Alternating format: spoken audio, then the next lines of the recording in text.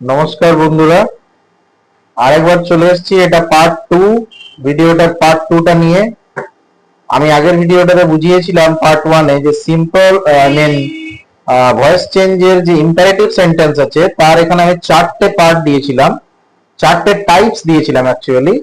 তো তার মধ্যে আমি প্রথম টাইপটা তোমাদেরকে বুঝিয়ে দিয়েছি পার্ট 1-এ। আজকে আমি এই ভিডিওতে তোমাদেরকে সেকেন্ড যে পার্টটা আছে, সেকেন্ড টাইপটা, ওইটা বোঝাবো। সেকেন্ড টাইপ যে ইম্পারেটিভ সেন্টেন্সটা আছে সেটা প্লিজ দিয়ে শুরু হয়। আমি এখানে 4টে সেন্টেন্স লিখেছি প্লিজ দিয়ে। Please help me, please lend me some money, please go to the bank, please keep your dog away. প্রতিটা সেন্টেন্স তোমরা দেখতে পাচ্ছ সবগুলোই প্লিজ দিয়ে শুরু হচ্ছে।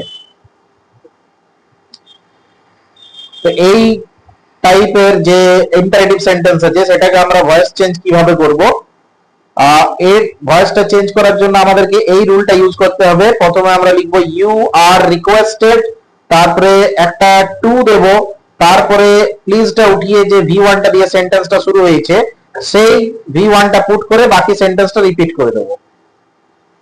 দেখো আমি এখানে আবার লিখেছি কোশ্চেন গুলো। Please help me, you are requested to help me. Please lend me some money, you are requested to lend me some money. Please go to the bank, you are requested to go to the bank. Please keep your dog away, you are requested to keep your dog away. প্রতিটা ক্ষেত্রে আমি কিন্তু যে please ওয়ার্ডটা আছে সেটাকে আমি উঠিয়ে দিয়েছি উত্তরে, তোমরা দেখতে পাচ্ছ। এর কারণ হচ্ছে রিকোয়েস্ট কথাটা বলে দিলে প্লিজটা বুঝিয়ে যায়। আশা করি তোমরা সবাই বুঝতে পেরেছো। পরের পাতায় আমি কিছু এক্সারসাইজ দিয়ে দিচ্ছি 4টে, তোমরা এগুলি করে আমাকে কমেন্টে জানাতে পারো। যার উত্তরগুলো রাইট হবে আমি তাকে একটা হার্ট দিয়ে দেবো। ভিডিওটা পছন্দ হলে লাইক করো, সাবস্ক্রাইব করো এবং শেয়ার করো।